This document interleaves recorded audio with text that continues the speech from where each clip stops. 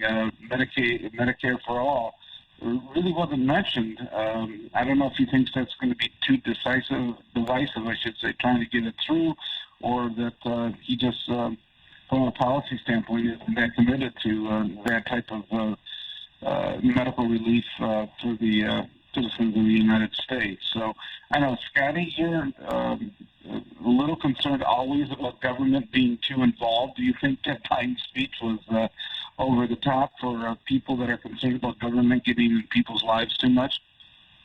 Yeah, I would say in a couple areas. One of them is I'm really concerned about him raising issues trying to limit people's rights regarding firearm ownership, possession, and sale. And also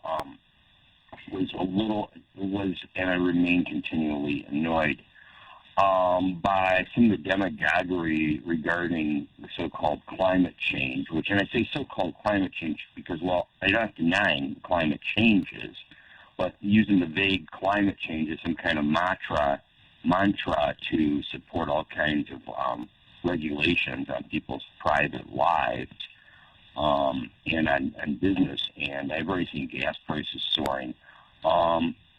That I really find to be really not a productive idea. And the idea that we're going to somehow take away people's right, for instance, craftsmen to make their own guns and that kind of thing, again, seems like an invasive thing to do to people who are otherwise minding their own business.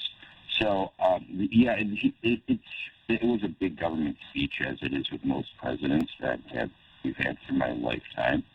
And again, I don't really think it's a good idea to have government take away people's rights or for government to limit rights, even if incremental or small.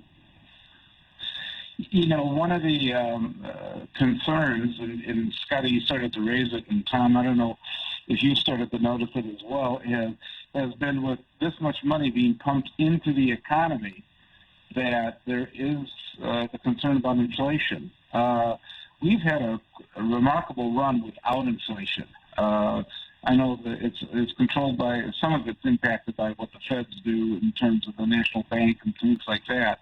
But what happens is that we're starting to see some of the effects of inflation.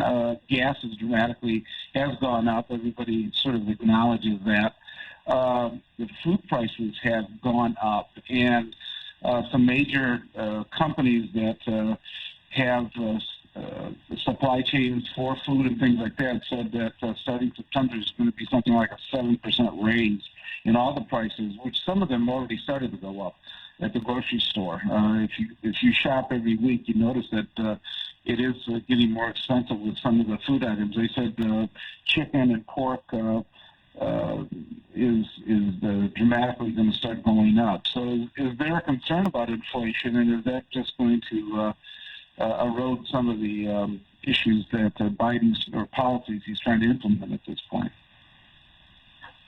Well, let's also be clear about inflation. I think that you're definitely seeing it in the economy, and part of it is to do with Fed policy, the injection of so much stimulus into the economy. But number one, we need that, right? That's what's keeping the economy going. That's what's helping to bring Americans back to work. The president outlined that there was over 1.3 million jobs created in his first 100 days in office.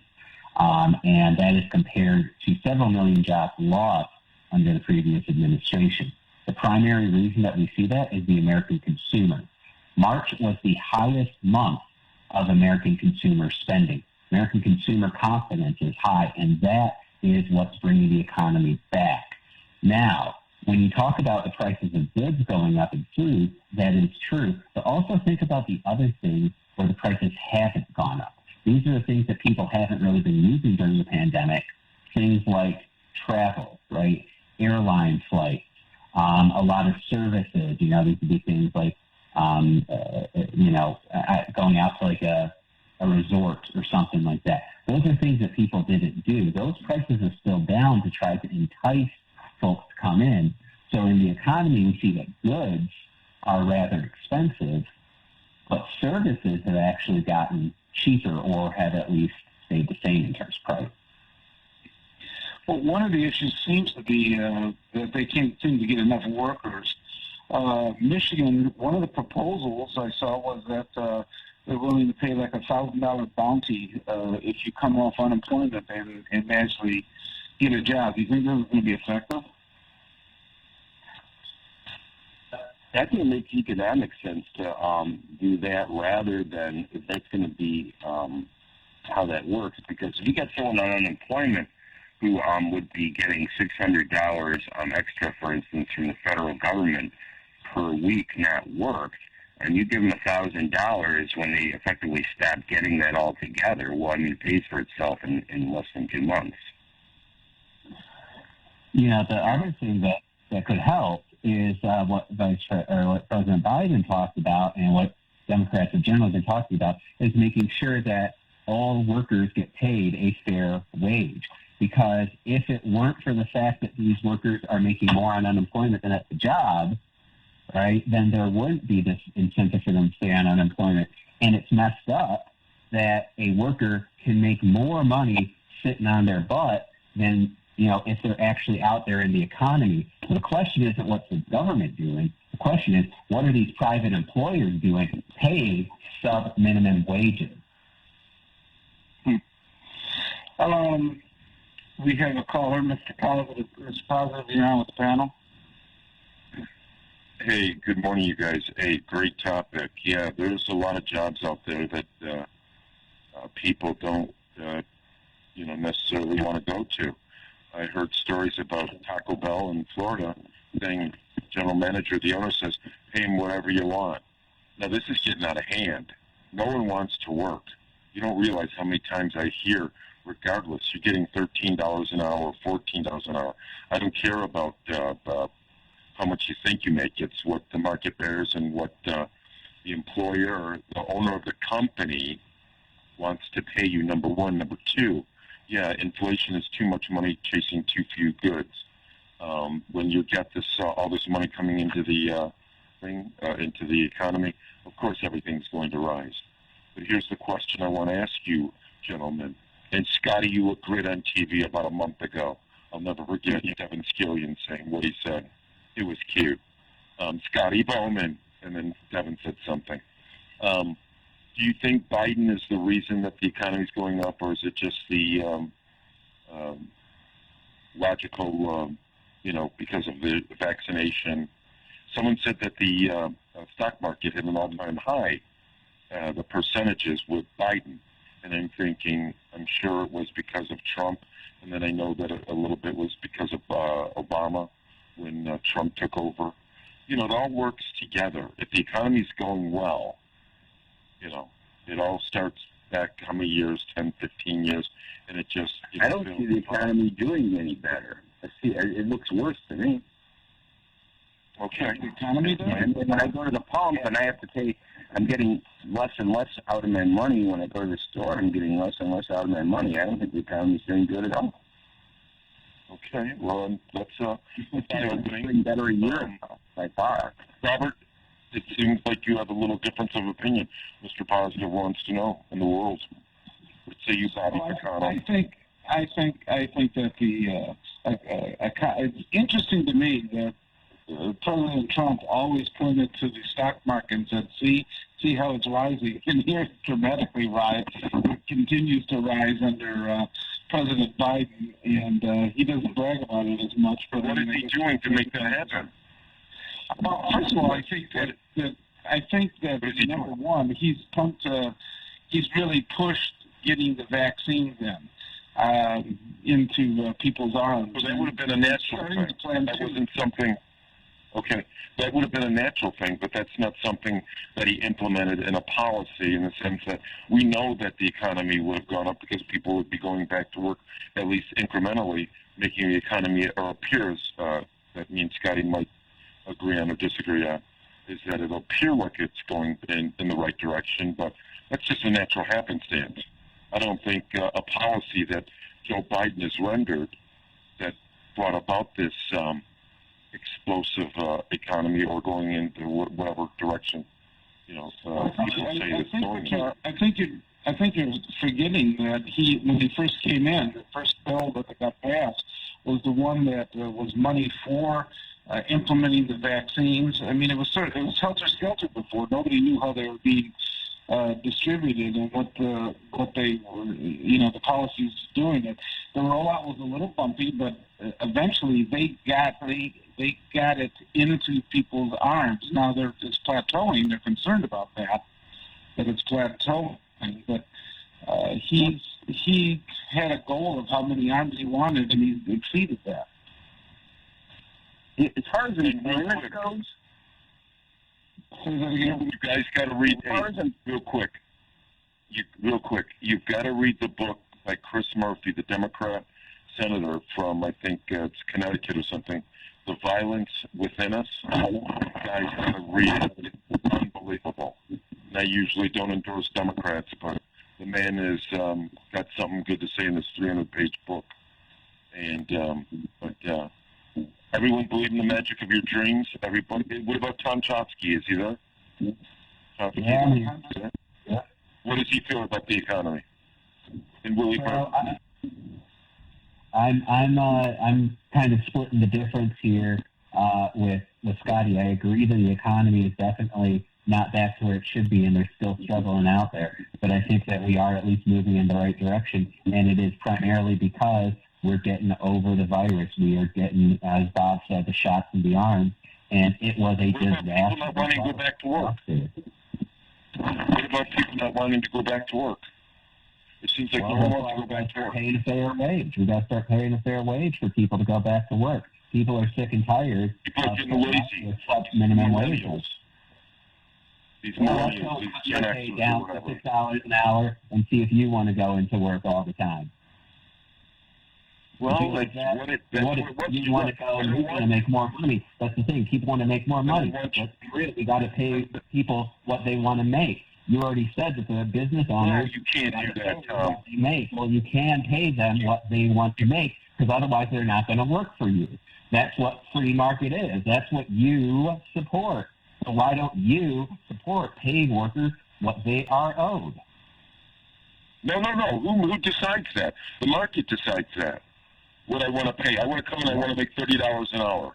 Really? Yep. No, Tommy, you cannot believe that for a heartbeat, because then I can want 50. I believe in the market. And then you don't, Mr. Big Government, Mr. Positive. Yes. One at a time. I think you're wrong on this economically. I think Scotty will set you straight. Okay, you guys got to go. Some of us have to work in the morning. Be good to yourselves and go to your dream. Okay, have a good Sunday. Okay. Yeah, I definitely think the economy is going in a very positive direction, and part of it is wanting to get owners of companies are going to realize that their struggles is that unless they're willing to pay a fair wage, and you saw that even under Trump, that they have to raise the amount of money they were paying people, as you aren't going to get workers. It's a matter of supply and demand. If you want the workers, you're going to have to pay them in order to do it. Look at, and I hate comparing it to Amazon, but Bezos has decided that he's going to pay people a much higher rate than what I think they originally started, and they're starting to get benefits and things like that. Now, they have a capacity to do that because they're a larger company. There's no doubt about that. But I think part of the union movement that they tried to organize some of his plants, or the one plant in Alabama, I think had an impression on him that, look, you have to show that you're willing to pay and to take care of people if you're going to have a difficult time. It's part of it. That's why I've been trying to get a comment in about the job numbers. The job numbers, all that's from is if you want to outlaw working and then you make working legal, you're going to count a larger number of people working. And as far as the vaccine goes, we got more people dying and getting sick with COVID now than we did a year ago. So that can't be a factor. Yeah, it seems like they have an ability to stem that. Their problem now is convincing people to get the vaccine. All right, you hear the music. We're coming right back. My name's Robert Ficano, and you're listening to 910 AM Superstation. After January February 14th, Microsoft will no longer provide security updates for Windows 7. Continued use will leave your PC vulnerable to security risks. Call All About Technology today at 313-218-4888. We're all about technology. Visit Central Park Deli today and receive 10% off any purchase when ordering from our mobile app and enter promo code 910AM. Our new menu items include gluten-free wraps, spinach wraps, fried spicy buffalo cauliflower, and sweet potato maple cheesecake. Don't forget about our always delicious Seiginsburg corned beef, our fresh hand-patty charbroiled 100% premium beef burgers, and our homemade teriyaki stir fries. Central Park Deli has curbside service available and DoorDash delivery. Come visit us today.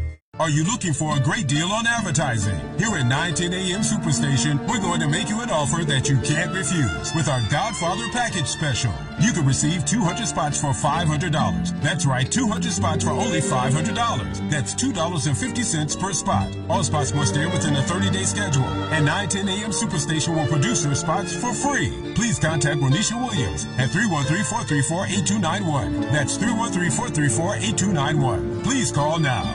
Attention! In July 2018, Bayer announced that it will be halting its sales of Assure. The Assure birth control may break or migrate after insertion, puncturing the fallopian tube, resulting in corrective surgery to remove the device. Thousands of women have reported debilitating health problems to the FDA. In April 2018, the FDA restricted sales of Assure to protect women and require that patients receive risk information. Please call 800-425-9539. We all love fried food, but the problem is all that excess oil and fat can cause you to become overweight. Well, now there's the Cook Light Aero Fryer, an amazing kitchen miracle that uses air to fry instead of oil, so you can have the same delicious flavor and crispiness of deep frying using little or no oil. Get that deep fried taste and crispiness with up to 70% fewer calories. Enjoy crispy, delicious fries with little or no oil, guilt-free onion rings, cheesy and delicious mozzarella sticks. Call now and bring the Cook Light Aero Fryer into your home, including the Cook Light Aero Fryer recipe book, the unique patented dual tray, air frying mesh basket and tongs, and stainless steel extender ring. You'll get it all for 5 easy payments of $29.95. Be one of the first 500 callers and get this 13-piece knife set, a $175 value, yours free. Try Cook Light Aero Fryer for 30 days. If you don't love it, send it back, but keep the 13-piece knife set as our gift to you. We're in the next 10 minutes and we'll include free shipping. Call now or go online to air2fry.com. That's air2fry.com. Have you been denied credit or hit with high interest rates? A low credit score happens to many of us, and millions of people are victims of incorrect items on their credit reports and don't even know it. That's why you need credit repair now. Our proven process has resulted in past clients seeing on average 11 negative items removed from their credit report and a 40-point increase after the first 4 months in our program. Call now and request your credit report and credit score for free in minutes. Call 1-800-783-9197. Listen up, America. Are you or a loved one suffering with an addiction to alcohol, opiates, prescription painkillers, or other drugs? There is hope. Medication-assisted treatment is proven most effective for opiate addiction recovery. Utilizing medications such as methadone, Suboxone, and Subutex, combined with inpatient treatment, you can achieve lasting recovery. Most insurance is accepted, so call us now. Please call 800-625-5860. Computer trouble? We can fix it. All About Technology is factory certified to service and repair all of your computer needs. Call us 313-218-4888. That's 313-218-4888. We're all about technology. 910, the Superstation, Detroit's only African-American talk radio. Good morning. You're listening to 910 AM, the Superstation. We have our panel here, and Tom Choske and Scotty Boman, waiting for Police Commissioner Willie Burton. I think eventually he's going to join us here. We had some callers that with some of the subjects we're talking about. Go ahead, Jerry. Jerry, you're on. Good morning, Mr. Robert Ficano and your distinguished guest. How are you today? Good. How about you? Good, thank you, sir. Mr. Robert Ficano, excuse me if I switch the gear. I want to ask a question. I would love to hear the answer from you and the gentleman. The question is, Mr. Robert Ficano, there's 4 big names like Senator Mitt Romney or former Governor Chris Christie. And from the other aisle, we got Senator Bernie Sanders, Senator Elizabeth Warren. My question to you, Mr. Ficano, and to your guest, I see those four big names, they've been forgotten by former President Trump or the current President Joe Biden for having a cabinet in their government. And look, the former governor of Michigan, Ms. Jennifer, she got a position as Energy Secretary, and Mr. Budapest, the Transportation Secretary. My question, why those four names, they don't have any mention in both the president, the past and the current? I would love the answer, and I'm sorry I switched the gear, you know. Yeah, well, somebody like Senator Romney, I mean, he's in the U.S. Senate. I don't know philosophically if he's real in tune with Biden at this point. I mean, he's not in tune with his party, or I should say with Trump. I'm not sure where his party is necessarily. And so I think that just creates a difficulty in putting him in a position. I think that what President Biden and his commitment to Bernie Sanders and some of the others, I mean, Bernie Sanders is in a position in the Senate. He's a chair of a very powerful committee. So, I mean, things that he wants to see implemented, I think he's feeling the best he's felt about his career in a long time, that he's able to impact policy and things that he's seen. So, you know, it's not always the big names. I mean, people that always, using a baseball term here, swinging for the fence. And I think some of these singles and doubles are going to become important too. And I think the people that Biden has in his administration are actually implementing some of the policies that he wants to see implemented. And he's, not that they aren't big names, because he has some big name people that are in there. So I think philosophically they got to be in tune with the president and things that he wants to do. And if they aren't, he's not going to put him in his cabinet at this point. I don't know how else to answer it. I don't know, Tom or Scotty on something like this. Yeah, well, you know, with people like Romney, I would say that he has not changed to be more in agreement with Democrats or other people. I don't think he actually has changed his opinions much on issues at all, as far as I know. I think what happened is the majority of the Republican Party, in homage to Donald Trump, changed, and he decided not to change with them. Yeah, building on, sorry, just quickly building on, Scotty, what you're talking about, flipping to the other side, talking about like Elizabeth Warren or Bernie Sanders getting cabinet positions. Let's be real, they would not be conferred by the Senate. So even putting them up for a nomination wouldn't make sense because they would never make it through a Senate confirmation process. Gentlemen, if you allow me, Mr. Robert Ficano, the last question. With former Detroit Mayor Kwame Kirkpatrick, and you remember how he got out because of the help of former President Trump.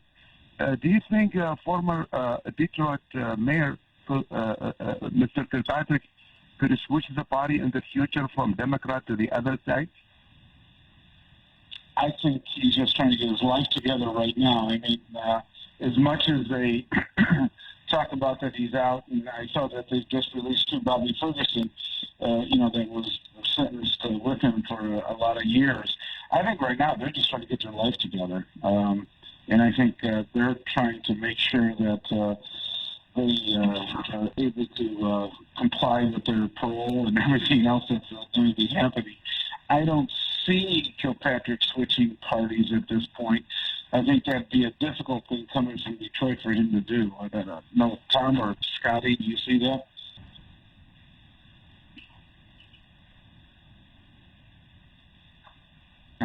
Anybody? Okay. Are we here? Sorry about I was on mute there. No, I agree. I don't necessarily think I see that Kwame Kilpatrick would switch parties. I still want to know, right? We talked about how President Trump sprung sprung Kwame Kilpatrick? Well, look, it was about almost a year, even more than a year beforehand, he sprung Rod Blagojevich. Now, that's a name people may not remember. He was a former governor of Illinois who literally sold the Senate seat that President Barack Obama had. And it was a lot larger scale corruption. It was at the state level, involved a lot more money, involved something a lot more powerful than everything that Kwame Kilpatrick did. And Trump was willing to pardon him way before he did Kwame Kilpatrick. And he pardoned Blagojevich. He only commuted the sentence of Kilpatrick. So, like, if you look at the detail, Trump was not really a true friend to Kilpatrick, and he did not treat Kwame the same way that he treated white criminals. Gentlemen, the last question. Do you think former governor, mayor of Detroit, Mr. Kwame Kilpatrick, has a chance to run for the Senate? I know he cannot run for any state position, but for federal or the Senate, could he run for Congress? Well, first of all, we're losing the state of Michigan looks like it's losing a seat. So right now, the two representatives from Detroit are Talib and Brenda Lawrence, who's going to come on later on, by the way, on the show. And I don't know how he tries to dislodge one of those. And you have two Democratic senators right now in the state of Michigan, and I don't think he's going to get very far trying to run against them in a primary. So I think right now he just wants to get his life together. I really do.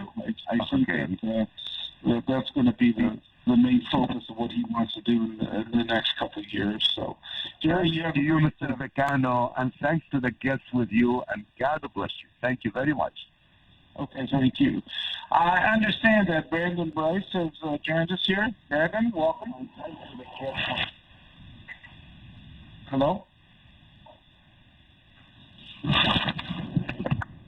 Okay, we're having some technical difficulties with this, I think. At this point, also, one of the things that has come up during the week, one of the issues is if you remember James Cavell, who was the campaign manager for the Clinton campaign, President Clinton, and he had an interesting, he does podcasts. He had an interesting podcast, and he said the one problem that the Democrats have is that they have a woke problem. What he said was that we're busy patting ourselves on the back, and he said you barely beat someone who's probably the biggest buffoon as president in the history of the United States, and to not think that we're going to be able to just run the table in the future, because he thinks there are issues that are going to cause backlash that President Biden is doing, and that we should have won more seats in Congress than we did, and we should have won more Senate seats as well. So, I don't know, just what's some of your observations about some of that? Go ahead, Tom. Well, one thing that I'll say, and I'm not sure about the full context of that quote, but I will say that the Democratic Party is not woke, and that is a problem. The Democratic Party has not really done very much to actually earn the African-American vote. The Democratic Party does not generally support things that, and we're going to talk about this later today in the state of Michigan, where, let's be real, the Democratic Party doesn't support Detroit. The Democratic Party does not support helping people get out of poverty. There's a lot of things that the Democratic Party has not done to help, African Americans throughout the country. So I think that the Democratic Party's got to get woke, right? And it's not just about African Americans, of course, it's about everyone. But, this is one of the huge deficiencies that the Democratic Party has. It's been taking African Americans for granted for far too long. Okay, I understand we do have Brandon Brice on the line. Brandon, can you hear us? Hey, Bob, I'm on the call. Hey. Okay, great. All right. Conversation that we're talking about here a little bit. Raging Cajun said who James Carvell, that ran the Clinton campaign, said that the Democrats have a woke problem, that we have barely beaten one of the biggest buffoons in history, which was, he's referring to President Trump, and that we didn't win as many seats as we should have, and both the House and we should have had a greater control in the Senate. Do you see there going to be a big backlash to a lot of what President Biden's doing? If you think there is a woke problem that he's talking about? Well, the Raising Cajun, I think, is actually one of the smartest Democrats that's out there now. I think he's right. I mean, I think the Democrats do have a woke problem because they're woke on the wrong stuff. Let's be very clear about, America is a very centrist nation. And, the reality is, there's some people who still believe that Joe Biden didn't even win. There are some people that still believe that, the guy is literally, if you look at his policies in the first 100 days, this guy's giving the election to the Republicans. We're talking about record cases of killing jobs when that's not what you really push for. We're talking about literally in your face, taking your rights away when in the name of COVID, when in some states, the numbers are actually looking better. There's really, we're talking about executive. Here's what's crazy, Bob. We're talking about this president is pushing executive powers when he's got a majority. And he's almost got a supermajority. And you're sitting back and you're saying, well, wait a minute. What happened in negotiation? And, what happened to working across the aisle with folks in your own party? And so, I'll tell you, I think, this party is woke on issues that most Americans aren't really woke on. This whole concept of woke, Bob, to me is interesting because it's almost like, the president is pandering to this whole race-conscious thing when some folks are saying, every white person isn't a racist. Even though we have crazies out here, I think he's losing a lot of people who either way would support him, and in some cases voted for him over the other guy. I just don't think, here's the reality. Who's the White House chief of staff? That's my point, is that you rarely hear about that guy or that gal, because the reality is Ron McClain's on the Sunday shows all the time. Ron McClain's been out there. He's a White House chief of staff. I don't know if he's out there, but I will tell you this. I think at the rate... let me finish. I think at the rate this president is going, they're giving the election to Republicans. Now, I'll tell you what's interesting. There was not James Carville, but Donna Brazile a few weeks ago, said that she even thought at the rate that this president is going, that she said just basically making it easier for a Republican victory in 2024. That came from Donna Brazile. And keep in mind, guys, this is the first year. So, stay tuned, but I think, they're woke in the wrong direction. Well, I think what he's doing, having served under Obama, one of the issues was that Obama, he didn't go big enough. And you're going to have a year and a half to get things passed as best you can. And after that, it just gets bogged down. You go probably into April of 2022. You're into the midterms at that point and things like that. It's going to be hard to really get anything that's passed. And I think what he's done is he's adapted the strategy is that we're going to go big. They have a couple of aces in terms of the reconciliation. Now, this gets into the weeds, but it allows them to pass things in the Senate with just a simple majority, that they'll have 51 with the vice president voting on this. But it seems like his strategy is he thinks, they're probably not going to be as successful in 2022, might even lose the House. And so they're trying to get everything they can right now. Is it going to cause such a backlash so that it's going to cost them eventually the White House as well? You see that coming, Brandon? Well, Bob, I get the strategy, but let me tell you the difference between Barack Obama and Joe Biden. Barack Obama had many, many more votes than Joe Biden did. He was a much more popular president. He was a president that, unfortunately, we got to talk about race. I'm not Tim Scott, where there were people who day one didn't want to work with him. Joe Biden is a little different. Let's look at, the two most powerful men in Washington, who's Mitch McConnell and Chuck Schumer. They're very good friends with Joe Biden. They're literally, these are golf buddies.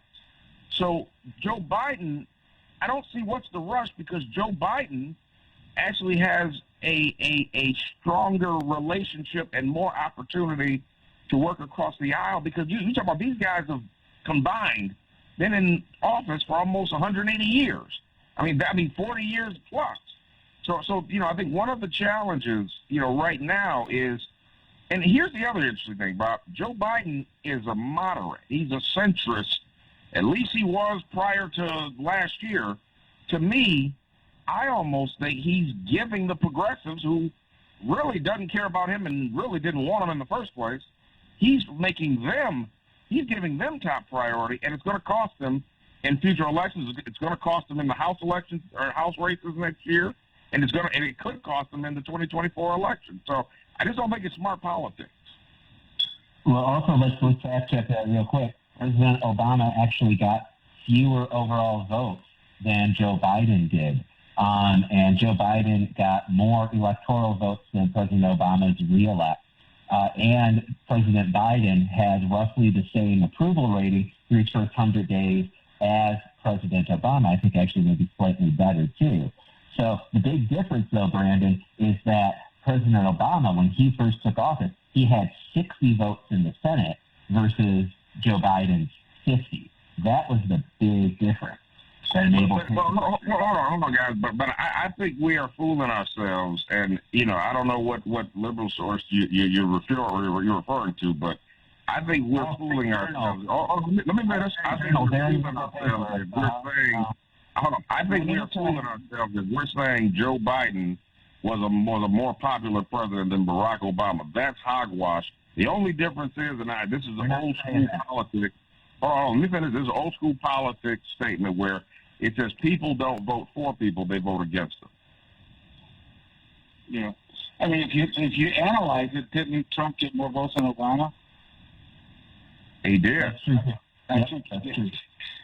He did. So comparing who gets votes, I think it does play into who they're voting against. It's a part of it. It's interesting. Reparations.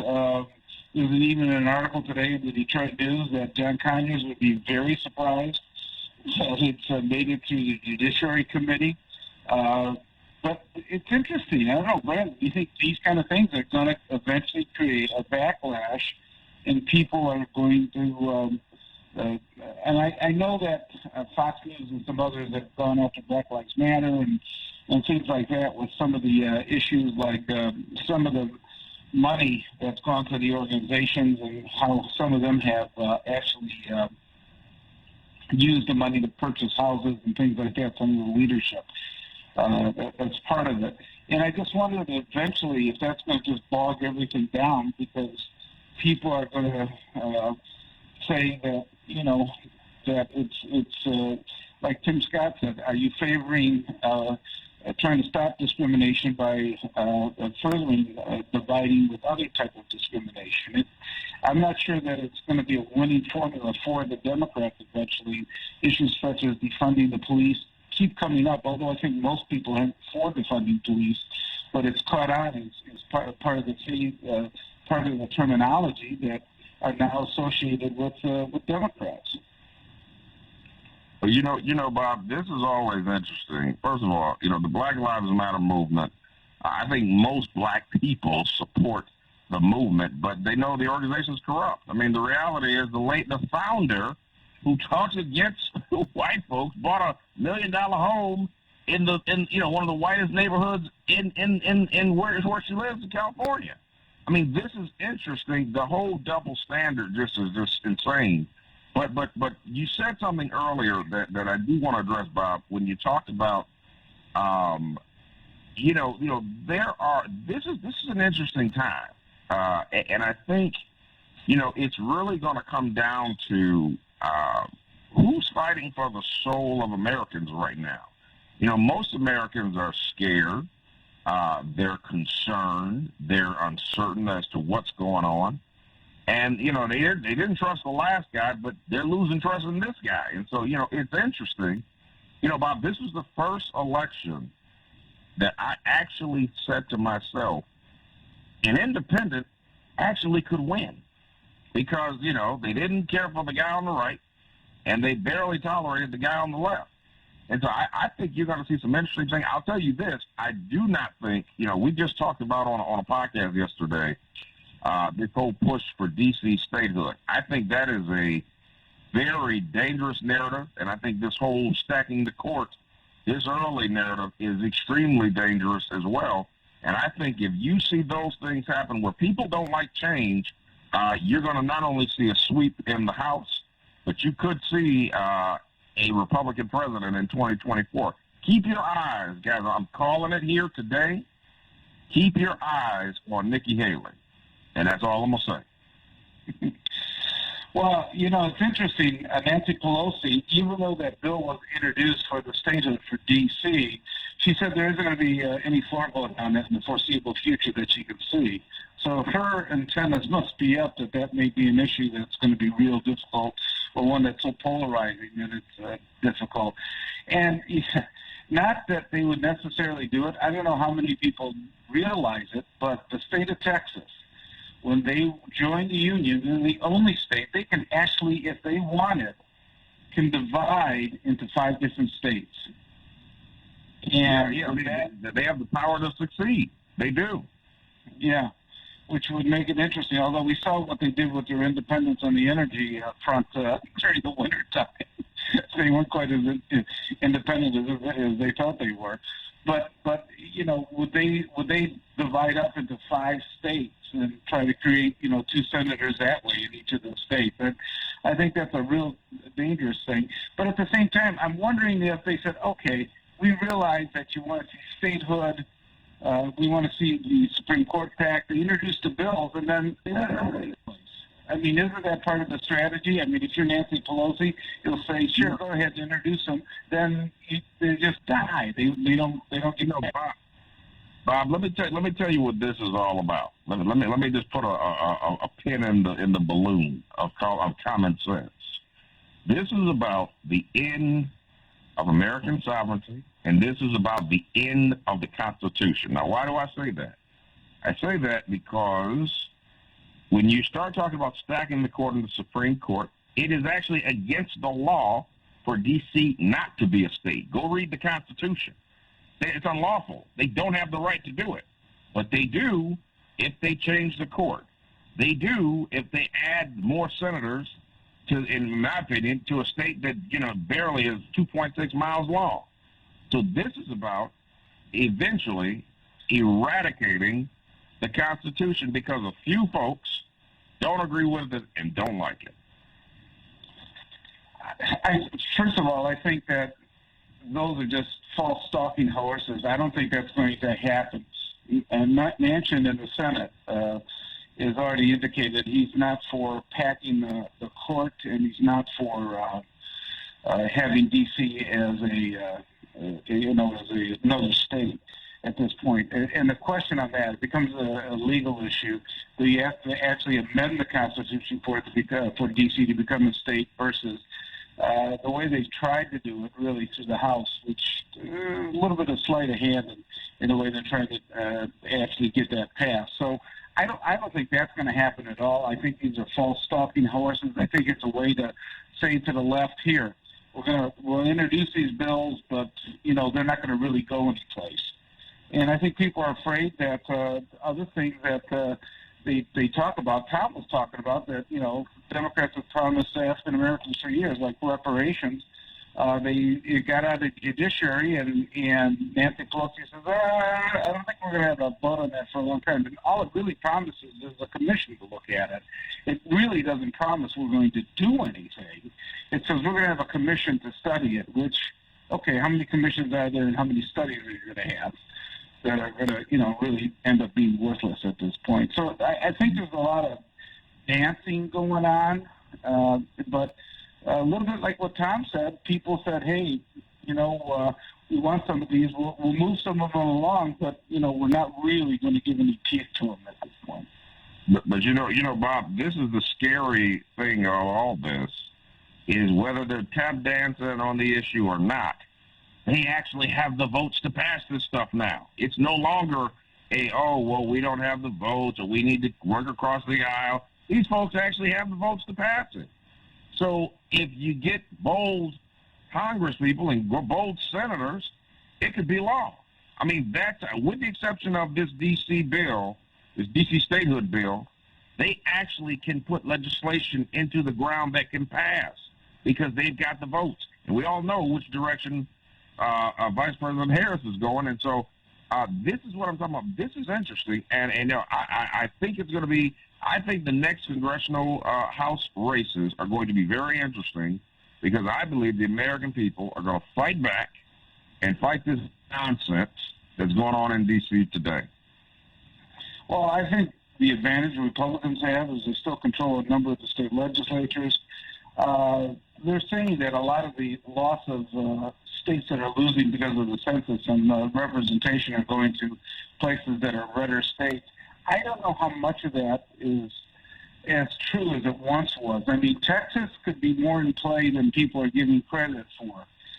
You see those demographics that are changing down there in places such as that. But the other interesting thing from the week, I think, Brandon, was Tim Scott, his pushback from, the speech that President Biden gave, and it basically was something that he said America is not a racist country, and it sort of put Biden and even Harris a little bit out of the defensive.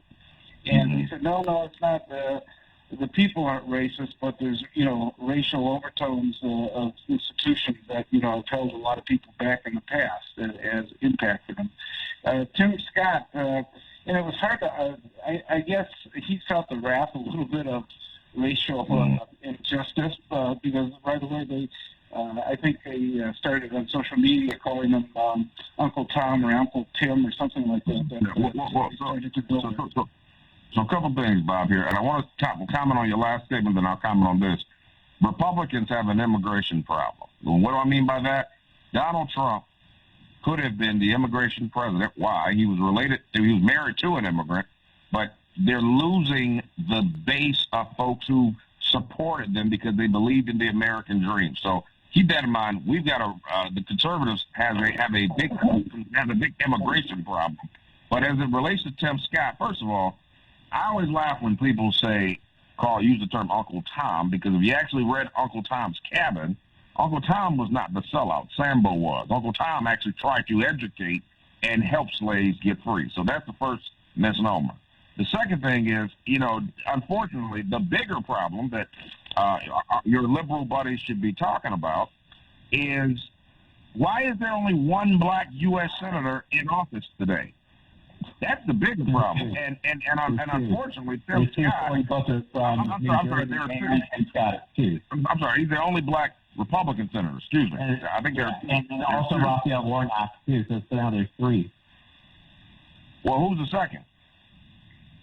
So you have Cory Booker from New Jersey. You have Cory Booker. Right. I'm sorry. Yeah, I'm sorry. So my point, but here's my bigger point.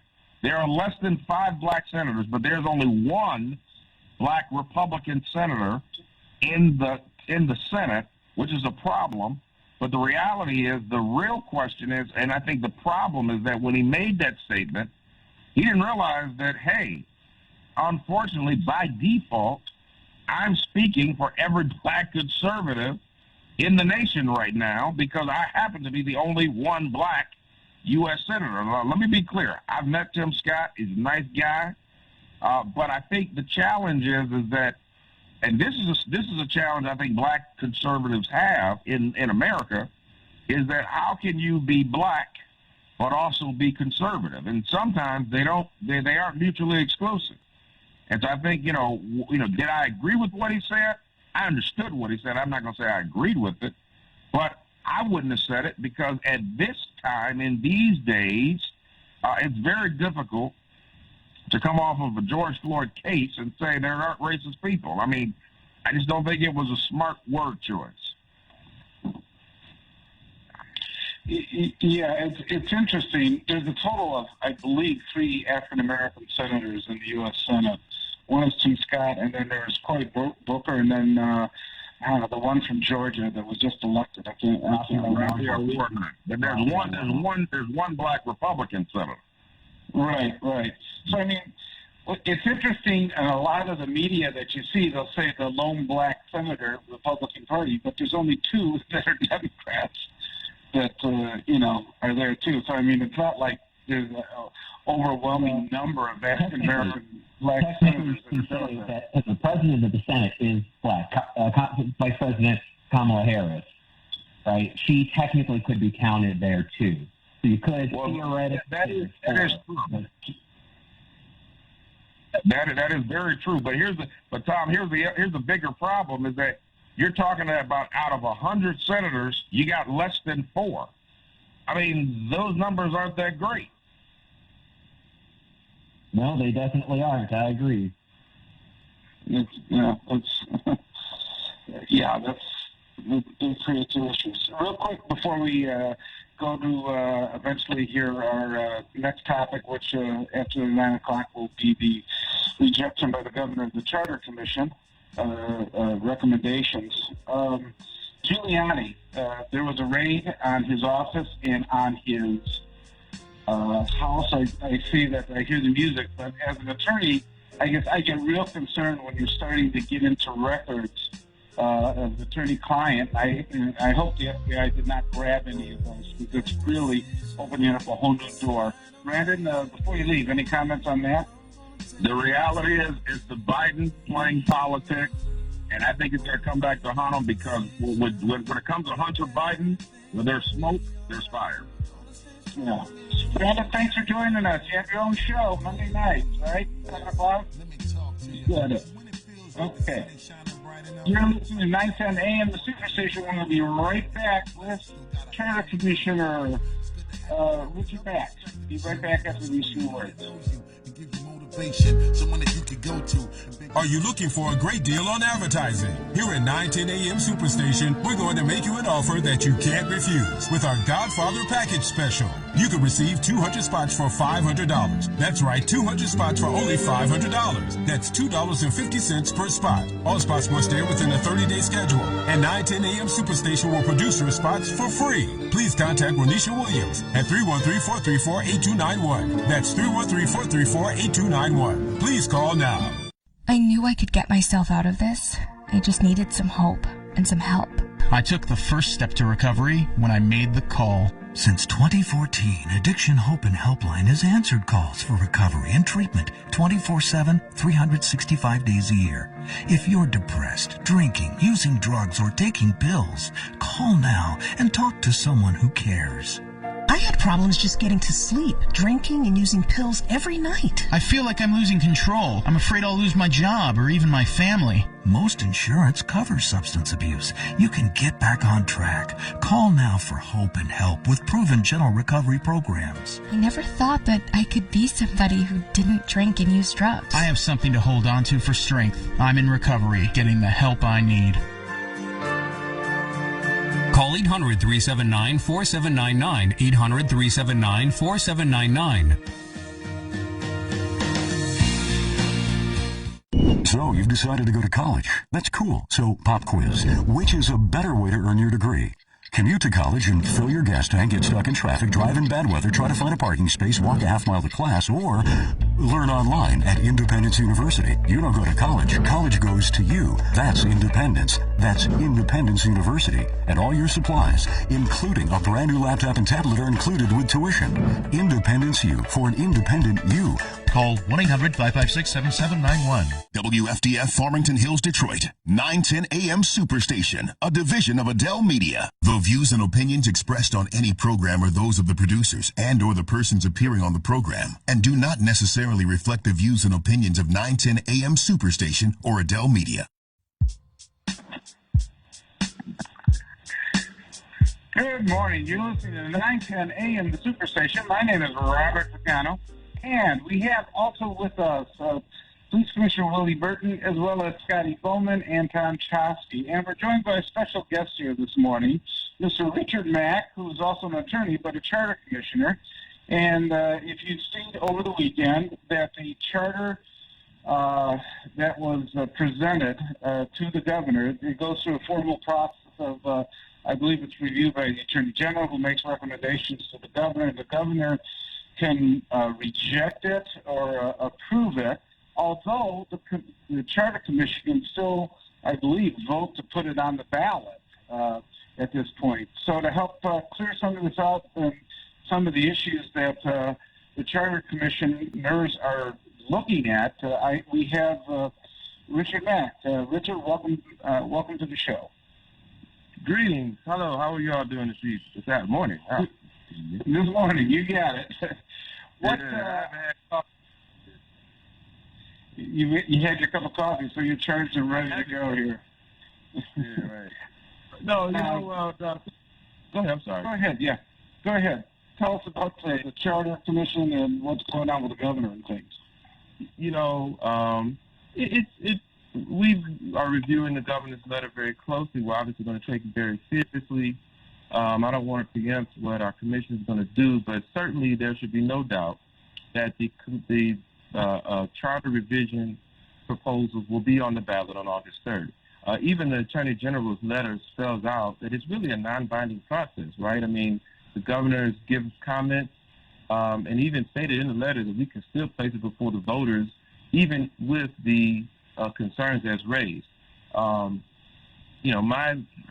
brief review of what's in the concerns is that there's some clarification. And if you think about it, anytime you write legislation, especially legislation as long as what we've done with this charter, there's going to be some tweaks and some changes that need to be made. But rest assured, it will in fact be on the ballot. We'll make sure that we do what we need to do to get the message out about all of this very, very beneficial things that are in this chart. I mean, one of the things that really strikes me is the governor made mention of the fact that, there was a potential concern about whether it's going to, blow the city's budget, and it's $2 billion or $500 million a year added to the, and it's just false. I mean, it's just inaccurate information. What's so unfortunate about that is that the city's CFO came out with that report, and when she came out, our Charter Commission on multiple occasions invited her to come before the Charter Commission and say, hey, if you're claiming that there's an issue, first it was $3.4 billion, now it's $2 billion. Maybe by the time we get to the election, it'll be somewhere near 100,000. But you said, hey, if there's an issue that there's a concern about what's in this charter, come before us. So what's your background assumptions? How did you come up with the budgetary assumptions that you derived to come up with these figures? And let's discuss it. We are elected. We live here in the city. We don't want to harm the city. Of course not. We've kind of vetted these things ourselves and came up with specific conclusions, but we want to talk about it with you. Well, she didn't come to us. And the deputy CFO didn't come to us. CFO, like Jay Rising, didn't come to us. Now, they went to the city council to complain about us. They went to the Financial Review Commission to complain about what we put together and saying, oh, look at how much it's going to cost. But they refuse an invitation from the people they're complaining about. I mean, that just seems like it's less about trying to fix a problem than to use it for some political advantage. And that's what's so concerning to us. But we are absolutely going to look at it. Again, rest assured, it will definitely be on the budget. Many of the things, and some of just to dispel a couple of things if I can very quickly, that they're giving free bus service, we're giving free water, we're giving free Wi-Fi. I mean, that's just not true at all. I encourage all of you listening, read the document yourself. We don't mandate any specific amount of money spent. What we do mandate is a historic level of volunteer citizen involvement in the government process. We're having citizens get together on commissions and task forces to present ideas to the elected leaders. And then those leaders at that time consider what they feel is appropriate under their responsibilities under the charter. We don't mandate free bus service. We take the city study on how to make sure that low-income transportation riders can have access to employment by riding a bus when they otherwise couldn't afford it. Yes, we want to study those issues. We're not mandating the spending. We want City Council to come up with a transportation ordinance which deals with lowering the fares for those who need it. We don't mandate free water, but we do mandate that the City Council and the mayor come up with a water affordability plan. So that, my goodness, in the midst of a pandemic, when we're telling people to wash their hands, we can actually wash their hands instead of having your water shut off.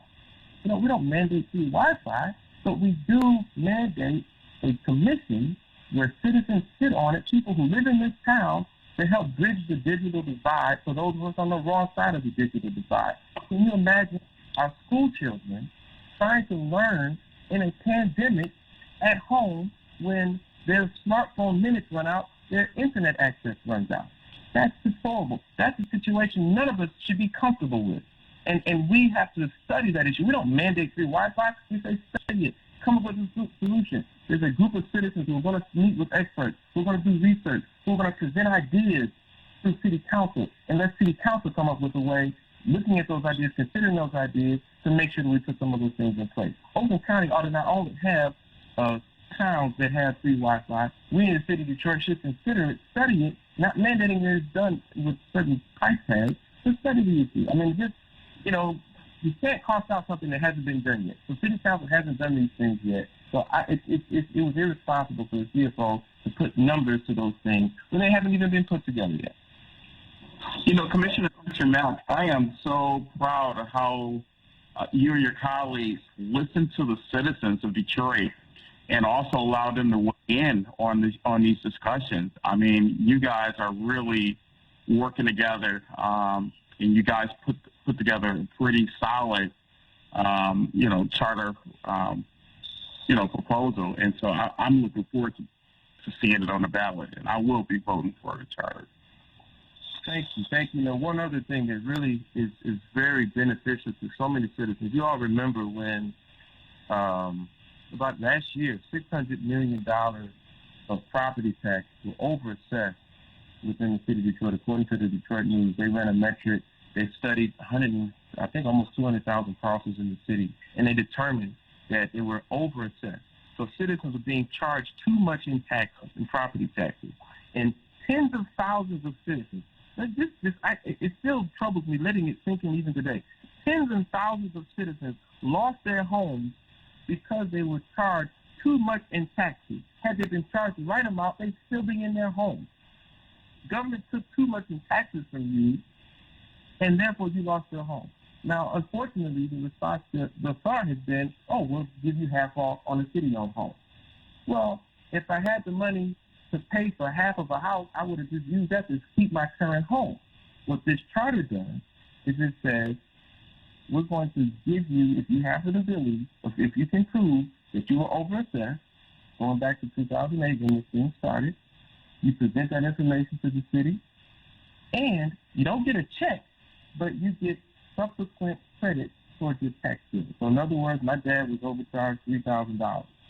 And he can go forward to the city and say, hey, I've been overcharged $3,000 property taxes. Okay, Mr. Mack, your tax bill for 2023 would have been $4,000. I'm going to drop it to $3,000. 224, then give you another $1,000. 225, and then give you another $1,000. So you're giving people an incentive to stay in their home. You're giving people their money back, not just some pie-in-the-sky promise to buy half a house, and you're fixing the problem. And we did cost that out. We estimate that if about 1,000 people realized or took advantage of this process, and it's limited to $1,000 a person, that's about $1 million a year. And we think it's worth $1 million a year to give people their money back, and it creates an incentive to have those people remain city residents to continue paying property taxes. So we think it's a win-win situation for all involved. Well, the fortunate thing that you might be encountering at this point is that the package relief bill that was passed by Congress is going to give the city, it looks like, an additional, I've seen up to $1 billion. And some of that might be able to be utilized towards some of that, type of overassessment issue that might be able to help. I mean, it looks like the city is going to get a lot of money at this point from Congress, and so is our government on the state level, as well as Wayne County and the Tri-County area as well with it. So there might be some remedies that in the past people were concerned financially because you do have to balance your budget, but it looks now like there might be a possibility that could be remedied by some of the money that's coming in. If you don't mind, Richard, we have some callers. Larry, you're on with Charter Commissioner Richard Mack. Yes, thank you for taking my call. I just want to say that this particular act, this last action by this governor, has definitely sealed her doom as far as getting voters in the city of Detroit to continue to support her. We've been knowing for some time now that this governor is not in our best interest. She's not doing things in our best interest. Absolutely nothing from her when they cut the commission. And it was the citizens of this city, I want to add that. It was the citizens of this city that said that we needed revisions in our city charter. So everything that the governor has now put the axe to or tried to put a block there, she's speaking against the citizens of this city. And that is very important, especially if you think that you're going to run again and that you're going to use Detroit the way you used us in the past. Those days are over. Thank you for taking my call. Okay. If I just briefly say, I mean, I think it's unfortunate that the governor came out with the clarifications in a letter saying that, oh, there's a serious legal problem, and that is unfortunate. But certainly I don't, we're going to fix the issue. The issue isn't, the issue is how do we get the people to understand exactly what this document, right? That's really the crux of this issue. And we're going to make sure that we do that. But, the letter's the letter. We'll get past that. I don't want folks to focus on the letter. It's going to be on the ballot. We're going to have this issue dealt with. The letter's a letter. We'll get past it. Let's just make sure that we can educate the citizens about what's in the document, which, by the way, is another problem. Sort of not only is the administration, unfortunately, saying untrue things about the document, but it's also denying the funding necessary so that we can educate the public about what's in the document. In 2012, they gave a certain amount of money allocated to educate the public. This year, we're getting 40% of that allocated. 40%, so $191,000 they gave them in 2012 charter. We're getting $76,000. Well, that we're not telling people, yes, go vote yes for it. I mean, I personally hope to do, but we're simply want to tell people what's in it so that you can make up your mind as to whether or not you want to vote for it. But for the city to deny funding at that amount and about that amount to the Charter Commission so that we can educate the public, given the fact that what you just said about the fact that we've got almost $1 billion coming from the federal government, it's not a money problem. It's just the fact that, unfortunately, the administration doesn't want people to know what's in it. And that, frankly, in my view, is voter suppression. If you're denying voters an opportunity to learn about something that they have to vote on, that's voter suppression, and it's unfortunate. What part of the charter does she think there's a legal problem with?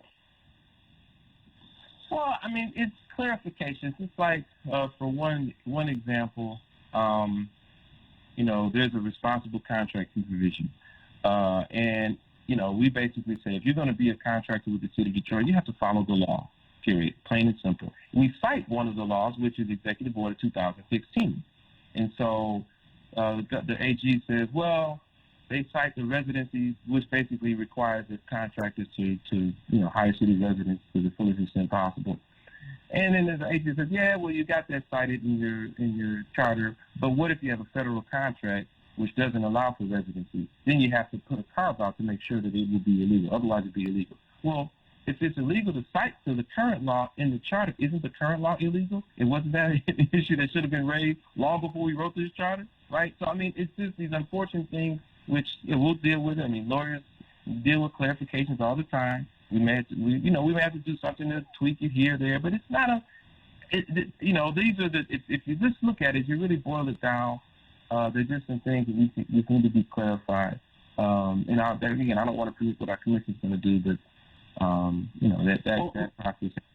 Richard, you're an attorney. I mean, if there's a federal mandate that contradicts what perhaps is in a local ordinance or charter, the federal mandate's going to take precedence. I mean, and it's always been like that for the past, how many years that there might have been provisions in the charter or in the previous Detroit ordinances, correct? So, I mean, this really doesn't change anything.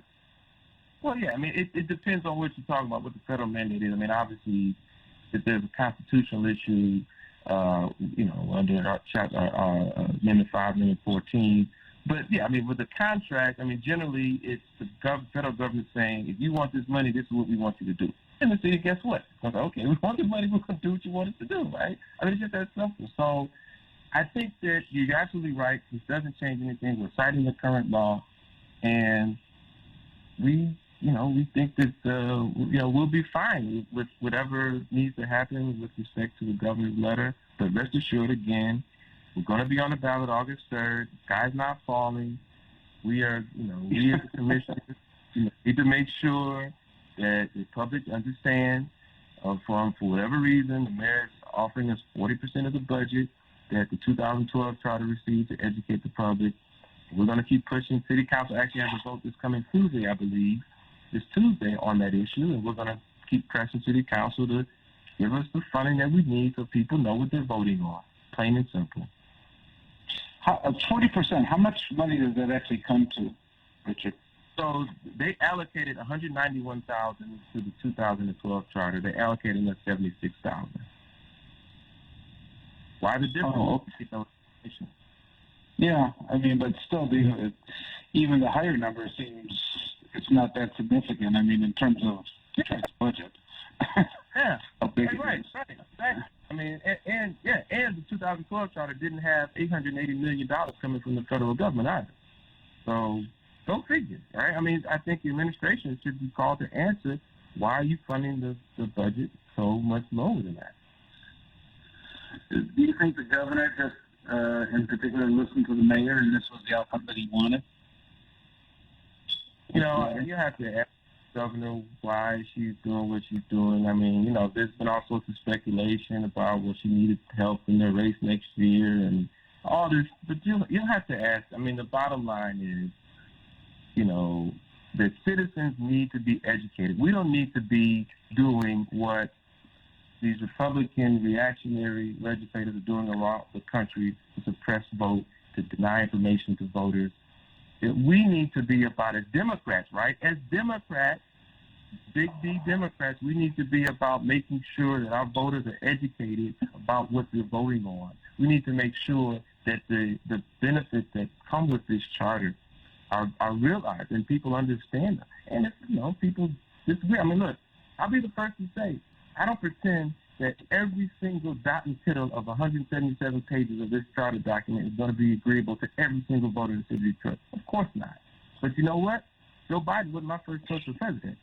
But guess who I voted for when I went in that voting booth, right? You do an assessment, you do an overview of everything, all the positive things that we have in this charter, and you come up with the conclusion, I think, that there's no better way but to make sure that they get passed so that the voters and the citizens of Detroit and the folks who work and live in the city of Detroit can benefit. This is an opportunity. What are the 2 or 3 highlights that you think voters would be real interested in that this charter changes for the city of Detroit? Sure. When I talked about the water, the bus, we watched George Floyd die while we walked it. We saw the 9 minutes and 20-some-odd seconds while we were writing this charter. We had to respond to the Black Lives Matter resurgence, where the rest of the country and the world was realizing what black and brown people realize all too much on a day-to-day basis. So we put in no-knock warrant. We put in limitations on qualified immunity, which I'm thankful that the general counsel from the NAACP Detroit grants up this right. We put in reimagining a police force with sensitivity to urban senses and sensitivity, cultural sensitivity, de-escalation, dealing with black and brown people specifically. We put in enhanced transparency so that when you file a complaint with the police department, you don't have to wonder what happened to it. You can go online and see what happens to it. We put in a system to make sure that these bad apple cops we can track them down and go online and find out what's happening with them. We put in a process of making sure that we are governing ourselves based on justice and righteousness. So yes, I'm excited about so much in this charter, and I encourage everyone to look into it. DetroitCharter2018.com. Please look into it. Richard Mack, I want to thank you very much. I know you have another commitment, so appreciate you spending your time here on 910 AM Superstation, and good luck in the future here. God bless you. Thank you all. We appreciate you. Okay. You're listening to 910 AM Superstation. We're going to be right back after these few words. Are you looking for a great deal on advertising? Here at 910 AM Superstation, we're going to make you an offer that you can't refuse with our Godfather Package Special. You can receive 200 spots for $500. That's right, 200 spots for only $500. That's $2.50 per spot. All spots must air within a 30-day schedule. And 910 AM Superstation will produce your spots for free. Please contact Renisha Williams at 313-434-8291. That's 313-434-8291. Please call now. So you've decided to go to college. That's cool. So pop quiz. Which is a better way to earn your degree? Commute to college and fill your gas tank, get stuck in traffic, drive in bad weather, try to find a parking space, walk a half mile to class, or learn online at Independence University. In the park on a bench, on the beach on a towel, or on your couch with your kid, your campus is wherever you want it to be.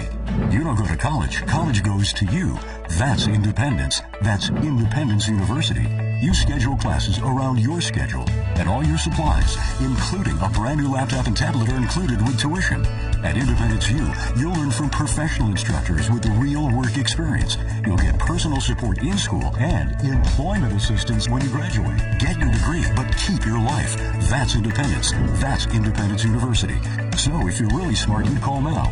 Call 1-800-556-7791. Independence U, for an independent you. Call 1-800-556-7791. Do you owe more than $10,000 to the IRS? If so, you may qualify for the IRS's Fresh Start program. The Fresh Start program is one of the biggest tax breaks the IRS has offered. Call Tax Group Center at 800-685-6150 to see if you qualify for the IRS's Fresh Start program. Their team of tax experts and attorneys will get you the best tax settlement possible. Call 800-685-6150 now to learn if you qualify for the IRS's Fresh Start program. Call Tax Group Center at 800-685-6150. 800-685-6150. 910, the Superstation, the oldest radio station in town since 1922.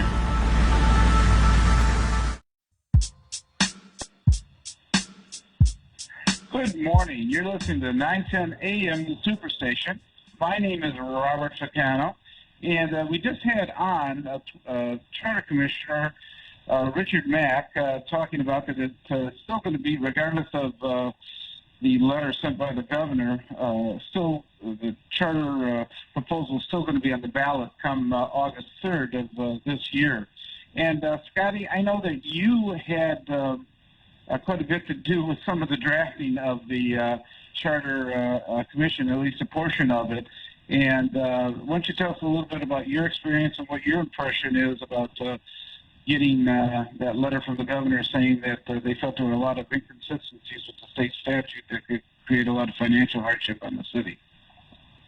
Okay, well, and I think perks I worked on really weren't perks that cost any more money than what we have right now. In fact, I think some of the provisions would save money as far as limiting the kind of technology that, surveillance technology that the police would have, for instance. And I worked on I was chairman, actually co-chair of a focus group that was focused on the police department and civilian oversight of the police department. And one clause that I proposed, or that our group proposed, actually, which ended up really having an effect on not just the police but other parts of city government, was that any contract entered into with the city must include a clause indicating that nothing in the contract shall be construed as to allow for a violation of the charter. Now, there's nothing there about it superseding federal or state law, but I think that is the part that that Commissioner Mack was referring to.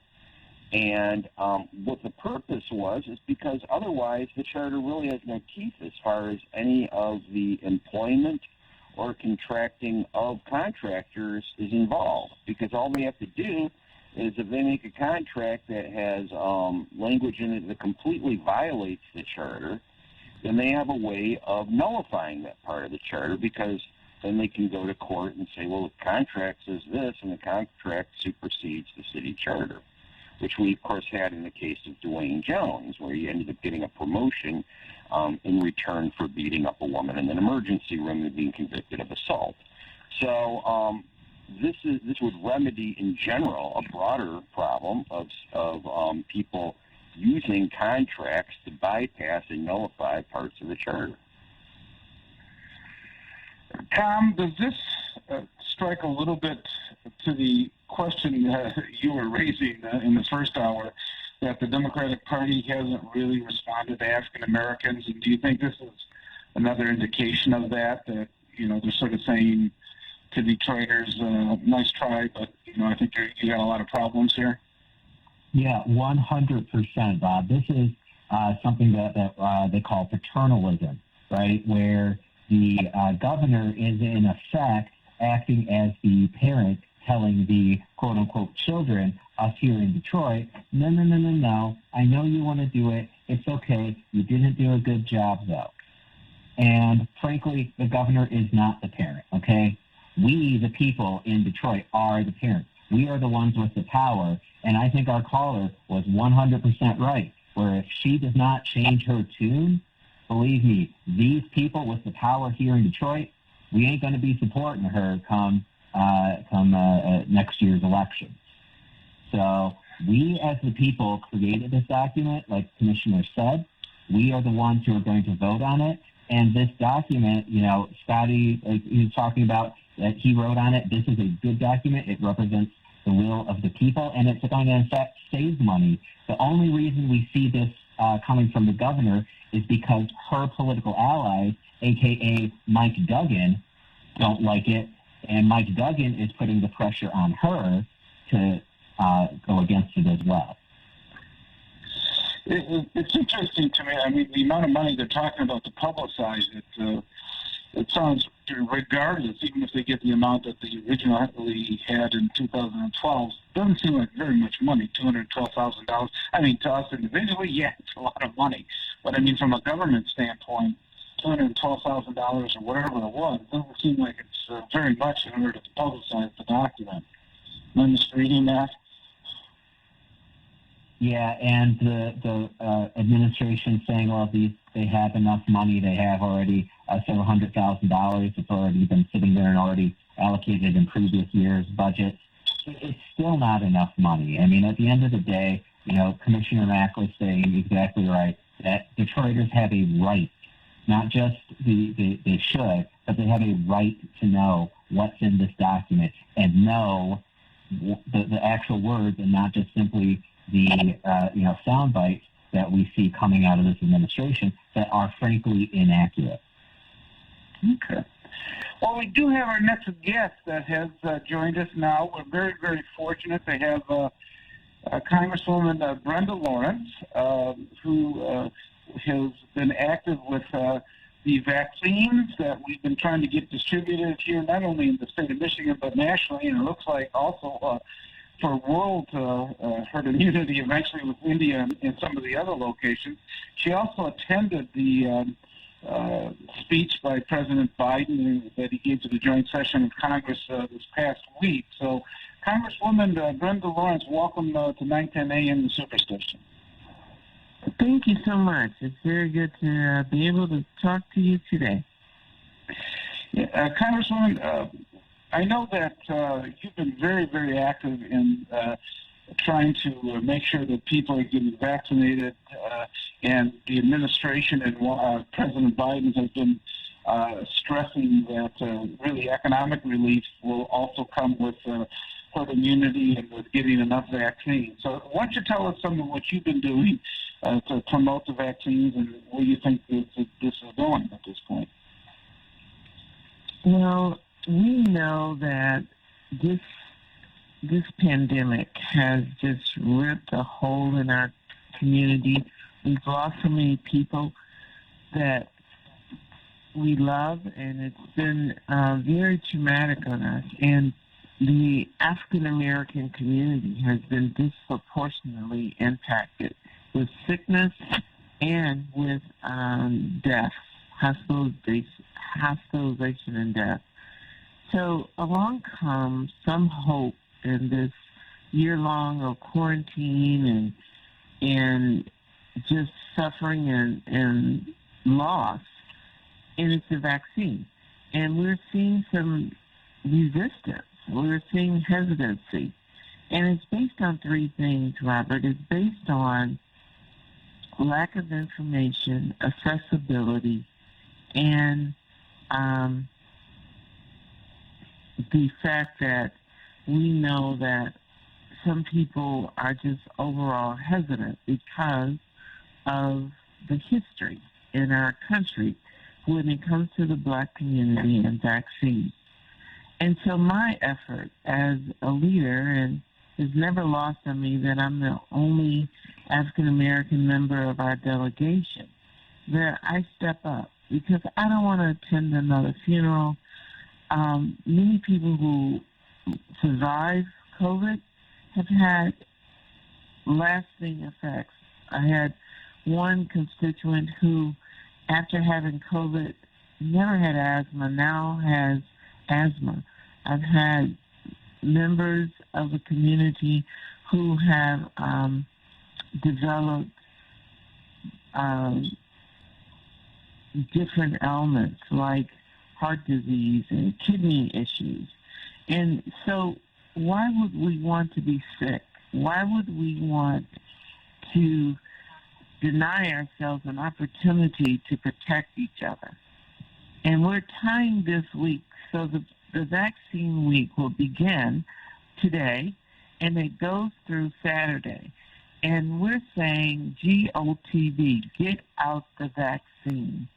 And tying it to Mother's Day, because Mother's Day is a day where you stop and you remember your mom. Your mom has an opportunity to be celebrated, and we give gifts. Why not give the gift of a vaccine to your mother so that you can go in nursing homes and hug her? You can help her to get the vaccine so she can live longer. It is very important that we do not miss an opportunity to reach out to the community to advance awareness when it comes to this vaccine. Are you confident that it seems like the country has hit a plateau, even Michigan has hit a plateau, and it sounds like education is going to become one of the keys because people, if you go on the internet, you see all sorts of wild theories about the vaccine that just aren't true. Whether people are somehow thinking that it gets into your genes, it's a very traditional way that that the vaccine actually works in terms of not changing your genetic makeup or anything like that, and it doesn't even have any of the pandemic that everybody's afraid of. It's not part of the vaccine, that's utilizing when it's injected through the arm. So, do you find education is one of the more difficult things to do because people just rather believe a conspiracy instead of what the actual vaccine does? And I have had some very heated and direct conversations about these untruths that have been spread throughout our community. I had one person that told me, well, everybody's dying after they get the vaccine. I said, where are you getting that from? That is not true. And I'm a person who have the vaccine myself. My husband does. My daughter. I mean, it's just not true. And I have family members, and they are like shocked. You took the vaccine? I said yes, and I'm talking to you. I'm fine. And I think more of us who participate and fight against the untruths, and it seems to be a directed social media message into the black community with these untruths. And I even had one person say, well, everybody's going to get it anyway. Just might as well get it and get it over with. No, but if you don't have asthma, and then after having it, you have asthma, and this is something, Robert, that just frustrates me. If you're sick, if you're in the hospital, you cannot do all the things that the gifts and talents that you've been blessed to have. You can't use them because you're incapacitated. You cannot be a good father or a good mother. You cannot teach if you're a teacher. You cannot be a healthcare provider. You cannot be a good son or daughter because you're sick. Why would you want to be sick when you didn't have to be? And this is an opportunity for us to strengthen the community. And this is black and brown communities. You know, our Hispanic community, our Asian community were hit harder than as minorities than other groups. So why would you, our Arab community, why would we want to be sick when we see a greater percentage of other races are getting vaccinated? And it impacts the family. It impacts your ability to work and provide for your family. Why would you put yourself in that situation? That is not okay. What other things do you think? I know it's vaccination week. What type of special things do you think that the government can do? I know working with the city of Detroit and Wayne County and other government entities, what do you think things can be done that's special to try to drive that message down, and for especially people of color to take the vaccination? So we know one of the problems is accessibility, and I'm so proud of the city of Detroit, and I contacted Mayor Doug, and he immediately said anything that I could do, because the governor and the mayor of Oak Park, of Southfield, Pontiac, those are my communities, and they're saying whatever we can do to partner with you. So one of my partners is Myers. So you can go to any Myers. Let me tell you what happens during this week. During this week, you can walk into any of the centers and get without registering. You do not have to go online and figure it out and wait for someone to call. You can just walk up. This is open. Walk up. Anyone 16 years or older, and you can go to a Myers. You can go to a Walgreens. You can go to Triumph Church. You can go to PCF. You can go to Ford Field. You can go to Empowerment Church. It's all over the community, and I'm so excited about the leadership. But the thing that we needed all of these different groups to do was to be open and be accessible, and to have the vaccine, and the state has worked with us so well. They are making sure that all these sites have all 3 vaccines available. So there'll be Pfizer, Moderna, and J&J.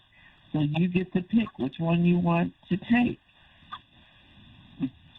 It's interesting because I think you're exactly right. The walk-in, I hope, is going to eventually drive this. I take the example of my own dad. He's 91, and he does not sit around a computer all that much, and I'll sign up trying to get an appointment. If I wouldn't have done it for him, it would have been very difficult for him to try to maneuver the times and things like that, trying to get an actual appointment. At first, everything was shut off. Shut out. As soon as you try to log on, it filled up right away. And for him, it would have been a real challenge if I would have been there to get him the appointment eventually. That's part of it. I think what's really improving it is that the accessibility and availability of people being able to walk up without an appointment. You don't have to go through the internet to try to set one up and say that they're available for the shop. And now it's like if you're going grocery shopping, you can go ahead get the vaccine shot as well. I think it's really important that people have access to it without going through some of the rigmarole of trying to get through the internet and the way it was set up. If you weren't if you didn't engage with the internet, on a real basis all the time, it might have been a little bit intimidating trying to do that. So I'm glad that it's open up to be able to walk in. I also want to give a shout out to Henry Ford, Beaumont, Ascension Health. They are partners in this week. Northwest Activity Center, Samaritan Center, our sororities and fraternities, the Omegas, the Deltas, the Zetas, they're all partners. Wayne County, Oakland County. And so if you trust your church, if you trust your hospital, if you trust your sorority or your fraternity, if you trust your places of worship, or you want to go to the community center, all of these different places are open for you. The Chaz in Southwest Detroit, we're trying to be all over North Farmington High School. So we're going into the community so that you can go and not have to say, I got to drive all the way downtown to Ford Field. No, all these centers are available right in your neighborhood. And we're also hoping that you would participate. And everyone can go to lawrence.house.gov on my website and get more information. It'll have all of the sites. But we are hoping that we make a difference, and Mother's Day will be one where you don't have to worry about me, Mom, having COVID, and being sick or dying. I got my vaccine, and you be able to give your mother a hug. We're this past week, Tuesday or Wednesday, when President Biden gave his joint address, were you able to be one of the 200 in Congress, or did you watch it from afar? I was one of those in the building. I mean, in the chambers to watch it. Yes. Can you tell us about that experience a little bit and his release bill and stuff? Go ahead. It was different, Robert. It was the energy that normally when we're packed in that room together, that energy wasn't there. And it was like the president having a conversation with us as members of Congress. And the thing that was so powerful for me was argue with me. He said it. Argue with me. Disagree with me. But come to the table, let's get it done. We don't have the option to not fix our infrastructure, to not educate our children, to not fight this virus, to not provide for the businesses, and to start moving this country forward. And it wasn't, I'm the best president that ever lived on earth. No, it was, I'm here to work with you. And it wasn't this truth, which, for 4 years it drove me out of my mind, that speeches were given where they weren't even telling the truth. And so here we were with factual information. He was honest. If you didn't like what he was saying, come to the table and say, I would never support a bill that has that in there. But if you do this, because at the end of the day, we're going to have to fix our infrastructure. And so I felt it was really a great speech. I was honored to be one chosen to be in the room. And he just checked the boxes, Robert. I mean, the part that really fascinated, a couple of things that stood out. When he said, 100 years ago, we as a country had the foresight to say every single child in America will get an education from kindergarten to the 12th grade, free, every child. And it propelled us ahead of all these other countries when it came to having a skilled, educated workforce. And as a result of that, we were leaders in innovation. We were leaders in manufacturing and all these other things. And then we just sat on that. And other countries kept going. They met us, and they kept going. And so to say that we need to lay the platform of early childhood development and add 2 years of free community college, do you know how transformational that will be for America? How that will position us? Right now, we spend too much money on unemployment and social issues because of poverty related to our children not being educated. Well, I become a fan of, I teach at a community college, and I think one of the proposals was free 2-year community college. So I'd be in favor of that. I think it would help bolster the, the amount of students that are going through and the education that's part of it. We also have with us some callers, if you don't mind. Brother Ray, you're on with the Congresswoman.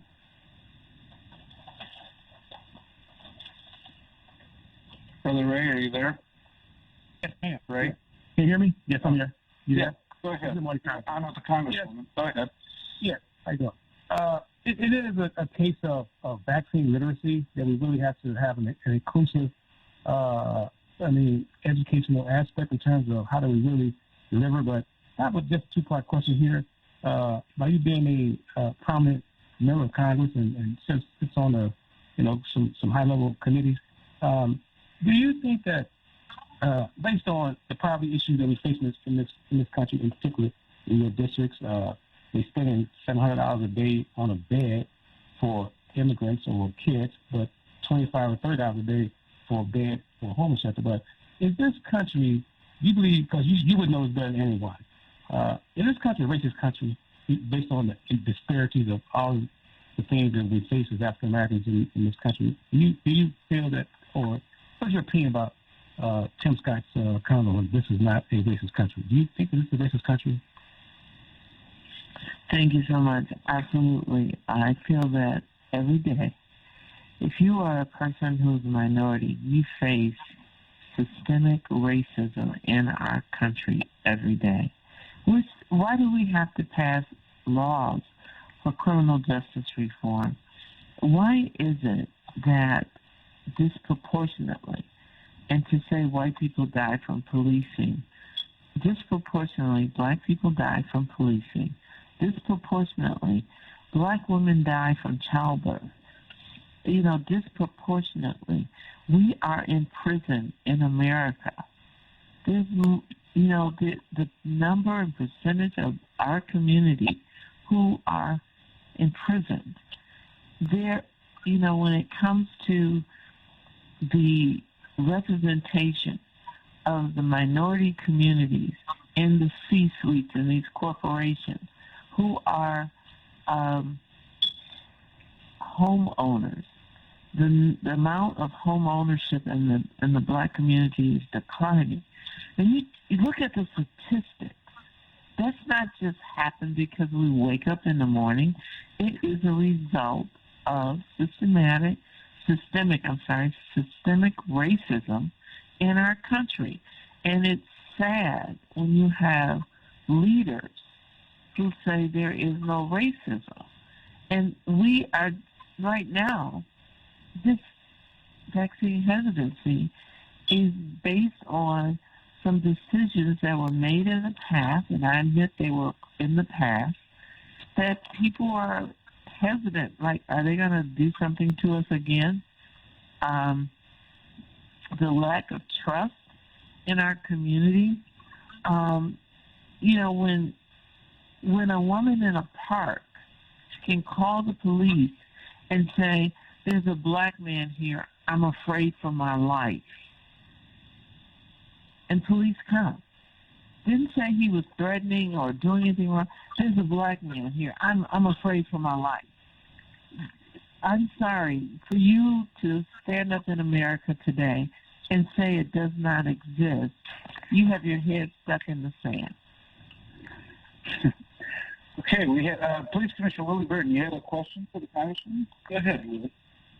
Yes. Congresswoman Brenda Lawrence, I want to say thank you so much for the hard work you and your staff are doing to get out the vaccines to families that are in need for this vaccine. I have lost 10 friends to COVID-19. I also have a brother who tested positive for COVID, and now I have a best friend that now has COVID. So I really thank you once more for the hard work you are doing to educate the community and helping those families get this vaccine by getting out the vaccine. So thank you so much for the hard work you're doing. Thank you. And this drives home the point. When all of us hold our breath when we hear one of our loved ones have COVID, because we don't, thank God we have advanced in how we treat this virus. And so the death rate has declined. But my sister just got out of the hospital from complications from COVID. And to see her sick and suffering, having to be on oxygen. I mean, I'm waking up every day praying and hoping that she's going to be okay. And she is, she's incapacitated. That's a lot on the family. If you care about your family, why would you want to risk putting them through that? And being in a hospital is no joke right now. We have hospitals now filled with COVID patients, and they're stressful. Our nurses. There was a meeting with the delegation and nurses, and they're saying, my God, we're back to where we were before. All of these COVID patients. And, the numbers are small, but there's still people dying from this vaccine. From this, dying, correct that. No one's dying from a vaccine, from this virus. There's still people dying from the virus. And we need the vaccine to make sure that people live. So I'm just crying to people, please understand how important this is. Because I know they found some complications with J&J. They pulled it off, but you don't have to take J&J. You have Moderna, you have Pfizer. So get those. People are not dying from COVID, from the vaccine for COVID. Congresswoman, I think we've sort of seen in India when it's not taken as seriously as it should, where now I think India is, with its political leadership, is having a real difficult time because it seems to be out of control. And I think the president has started to also send some aid to some of those countries until we get it under control, really worldwide. That's how you stop just about every virus, is that there's immunity eventually worldwide that's built up to it. And without worldwide herd immunity at that point, it's still going to spike up at certain locations. And the bad part is it also can impact the economy. Because for right now, there's travel advisories where I think the president just said that they're cutting off travel to India, which has an economic impact on both countries, really. And, there's so many people saying, I'm sick of the governor. She keeps shutting things down. I have rights. I want to go to the ball game. I want to go. I want to have my wedding. I want to have a graduation party. Then get the vaccine so we can get that herd immunity going, and we'll be able to get back to some form of normal. You can go back to your job and work. There'll be jobs that you can go and provide for your family. You don't have to be sitting at home looking out a window because you're afraid to interact with people. The more of us who get the vaccine, it's going to help the economy. Because once we start opening up these doors, people getting back to work, this globally, this is, my goodness, my heart is breaking for India. It's heartbreaking to see that in Brazil. And then that, we've shut down the borders for travel. And so you want to travel, you want to have a wedding, you want to have a party, you want to go to the bar, you want to go to the game, get the vaccine. seems like the simplest solution to try to resolve so much of this. It's certainly not easy. We only have a few more minutes here, Congresswoman. I know that the speech that the president gave, he's now wants a second bill that's going to give a lot of money to different projects that he's interested, that really the party's interested in I think generally the citizens. What do you think the odds are that he'll be able to get at least some Republicans to go along with it, or do you think that it's going to be another situation where probably it's going to be along partisan lines that it's going to be passed, including in the Senate? I know you're in the House, but perhaps any view on whether you think that he'd be able to build some of those bridges, or do you think they're just going to have to do a reconciliation again to get the second bill passed? It is. It's going to be a challenge. I will not sugarcoat that. There is some that's very concerned about the amount of money that has already been infused into our economy from the Rescue Act, which was needed, the money for a child tax credit, the money that put dollars into every American's pocket. Those things were needed to get the economy going again. So let's talk about this. If you put the mic in front of any Republican, they'll tell you we need an immigration plan. They'll say we need to fix the infrastructure. They'll tell you that we need to transform our workforce as far as apprenticeships and issues like that. But then when it comes time to vote, it has been acceptable, and this is going to be Biden's challenge. It's been acceptable in the past to just sit on your side of the aisle and say, we don't like the way you're doing it. Well, we've got to fix this immigration plan. Those children who were brought to this country by no fault of their own have been Americans their whole life. There should be a pathway to citizenship. So we've got work to do. It's not, the president's going to have to kick them out of their comfort zone and get them to work. Sure. Congresswoman, I want to thank you. You hear the music, it means our time's up. I want to thank you, and good luck with all that you're doing, especially with the vaccines. I know that it's an important issue for both, not only here in Michigan, but really worldwide as well. So good luck in the efforts that you're trying to pursue. Thanks for joining us here this morning. I also want to thank the panel that we had, Police Commissioner Willie Burton, as well as Choske and Scotty Boman, and our guests that joined us. We're going to be back again next Sunday, which is Mother's Day. My name is Robert Ficano, and I also want to thank Kevin, our board operator. You have a great Sunday. We will be back with you again next Sunday from 8 to 10. Visit Central Park Deli today and receive 10% off any purchase.